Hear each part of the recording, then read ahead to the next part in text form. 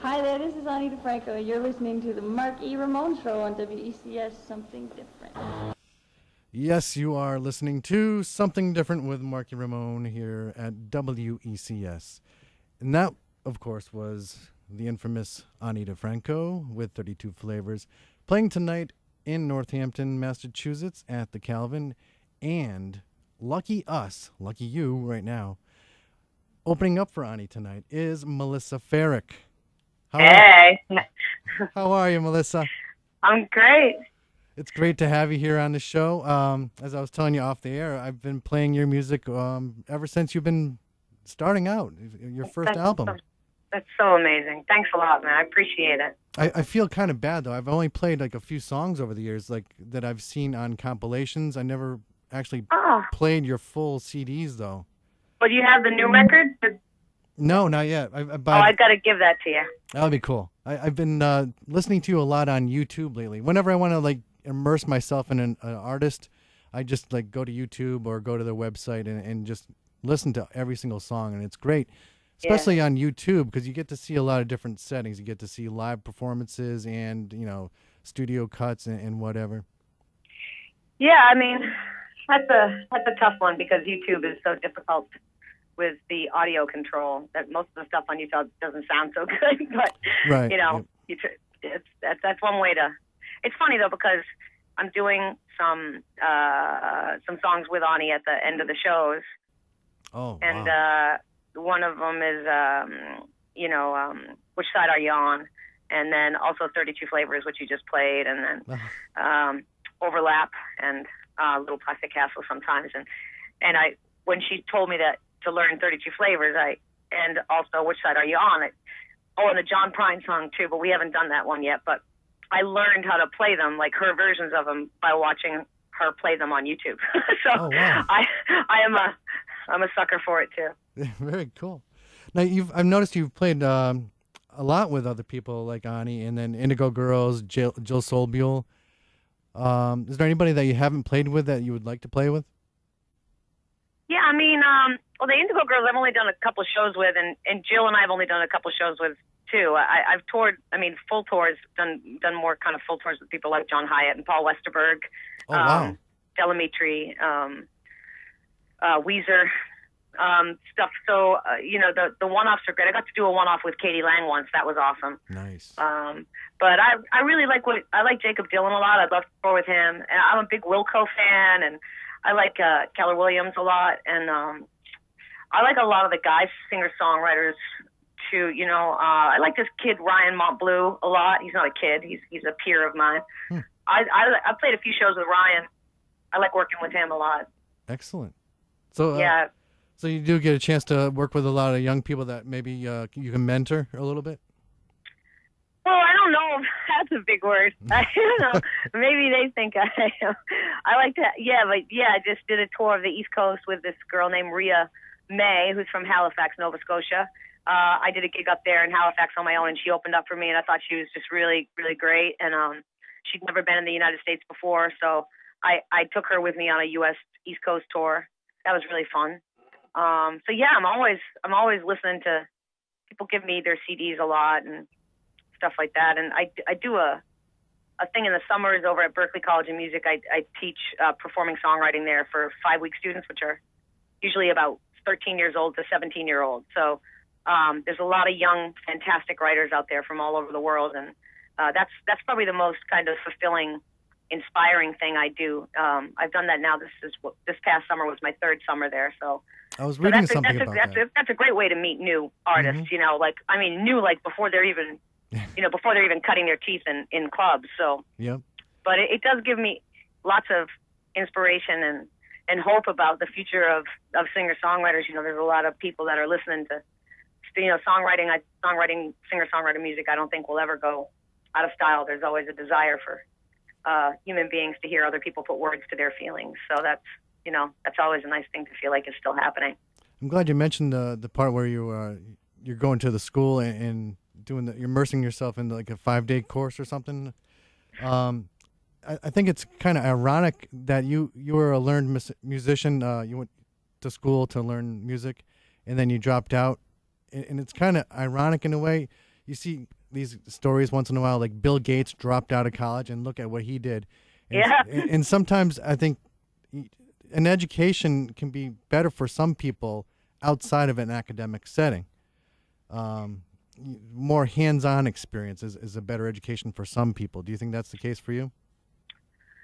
Sure, yeah. I think in hindsight, now at 40, there's a part of me that wishes I had finished and had my degree. But when you're 17, 18 years old, and you even have professors that are telling you it's time for you to start playing in clubs. And I think music is a particular industry where that is the case. If you show an aptitude for it and you show a talent, I think that there's something to be said for, going to a school for a couple of years, growing up a little bit, and then going out into the world. And I think engineers are similar in that way. Live mixers and stuff. We're on like this guy Jay that runs front of house sound for Ani. Learned by doing it. And he's a great mixer. He talks about that a lot as we travel along about how important it is to just be an apprentice of someone and learn by watching and learn by doing and learn by, carrying gear and selling merch. And if you want to be in the circus of road life, the best way to do it is to start from the bottom and learn as you go. So, yeah. Definitely. Do you have any special messages that you like to put in your albums, or you just kind of go with whatever is relevant in your life at the time? Oh, that's an interesting question. No, I don't think I think I figure out what the message is after I make it, if there is one.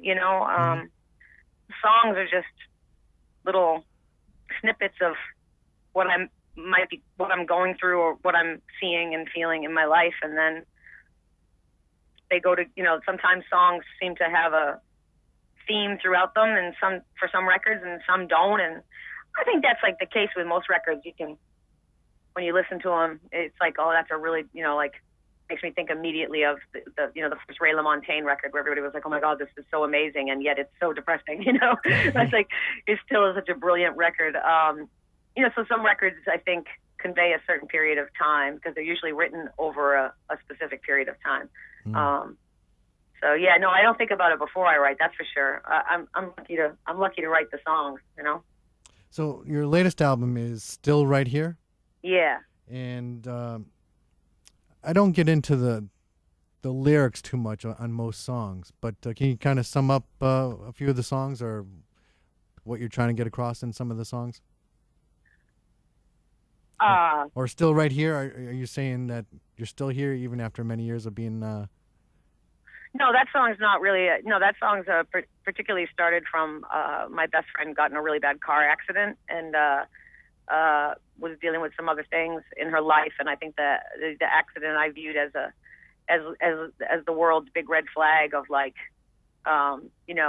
this could have taken you out, but you're still here, and so that's where the inspiration from that song came, or that's what was going on in my life at that time when I wrote that. When I wrote that song, the lyrical content is important in all of my songs. I think my songs are lyrically driven, so. I certainly I think I'm known as a guitar player too, but I think more so my words are a way for me to express myself and keep my therapy bills down, So this record is for me a culmination of a period of time where I wasn't able to write for about a year and a half. I didn't write anything, and then came out of a writer's block and found myself sitting on 15, 18 songs. And I guess more importantly, I'd been putting records out completely on my own for 10 years and realized that I didn't want that burden of all that responsibility on my shoulders anymore. And so I signed a 3-record deal with an independent label in New York. So that's been a real amazing blessing in my life. And so I was able to make this record in a really nice environment and with some really fantastic musicians. I got Kevin Barry, who oddly plays lap steel and guitar with Ray LaMontagne, and I got Ani sings on it, and Khaki King plays guitar on it, and Alex Wong produced a couple songs. He's in that band, Paper Raincoats, and he also works with Vienna Tang a lot, and he does his own solo material as well. So this was a big project and a record of a lot of love and a lot of faith and a lot of work. It was a lot of work, but very, very proud of it. We love it. From what I've heard so far, I'm definitely going to be listening a little more closely at the lyrics now. But I know in the past, I think Drive, I've listened to the lyrics, and it's just very, very sensual song and very, very riveting. Yeah. I've definitely got to listen to the lyrics more often. I think I've been over the years. I've been listening more and more to lyrics. Yeah, some people I got a friend that doesn't hear lyrics at all. She just hears beats. Right. And she's funny to play. When I play her new songs, if I demo stuff at home, and I play them for her sometimes, and she's a really good bounce board for me, because if she gets bored, she gets bored, and then she's like, I just don't. There's no rhythm for me to hold on to, and that's a really good thing to know, because I'm a very rhythmical player. So, but she's kind of like the kind of person who she locks into the rhythm and the groove, Yep. And then comes to the lyrics if she sings, if she learns a chorus of a song that she might really like or something like that. But it's always good to get both perspectives. Right. Because I think having both things, I think having a great lyric and a great groove is a double whammy there, That is the key. Yeah. So what can people expect from a live show when you're playing?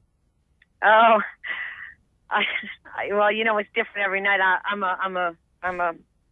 a bundle of energy, and what's great about playing live for me is that it's really the only time, and pretty much one of the only times in my life when I'm not really thinking in my head, because it's all just happening in the moment. It's very present. I hope to be very present when I perform, and I look forward to playing every night, and I always inevitably give 110% because I can't seem to not. And as soon as I start playing, I lose myself, which is the idea. Excellent. Yeah, man. One last question I ask of everybody. I'm doing an unofficial survey. Mm-hmm. When you're out on the road and you're traveling, is there any place that comes to mind that you're looking forward to going to a certain city because you know that there's a place where you go to get a bite to eat, your favorite meal or your favorite burger or your favorite ice cream or something like that? Oh, yeah. I mean, in every city I have those. Every single city is defined by where I'm going to get my coffee or where, what food it is or, what friend I have that's in that town, usually. Yep. We're in Northampton, we get to see Lori Peters and we get to, see Alex Olson or, and then we go to, so it's always something. There's something in every single city. I know my way around almost every major city in the United States is kind of, it's fantastic and also kind of upsetting all at the same time. So. Yeah, you've been around a bit. Well, Melissa, thanks very much for giving us a call today. Oh, yeah, thanks. Wish you Thanks best a of luck on your album and on your tour, and say hi to Ani for me. I will. I got to interview her many, many years ago. Oh, cool. I'll tell her. Yeah, well, I'll definitely tell her you were spinning the record before the gig. We're going to have a blast here tonight to see me play February 2nd, which I think is a Thursday night. I don't know. I just found out today, but February 2nd, I'm going to be at the Iron Horse, which I know you had said you like that venue a lot. So everybody knows that's my favorite place. If people can't make the show tonight, or if they don't have a ticket tonight, they can come back and see me play February 2nd. Excellent. In the dead of winter, we'll warm the place up. It'll be worth it. Yeah, man, totally. All right, thanks, Melissa. Stay on the line. All right, I will. Okay, Melissa Ferrick playing tonight at the Calvin in Northampton, Massachusetts. All right, we'll be playing music from her new album coming up in just a bit, right after this message.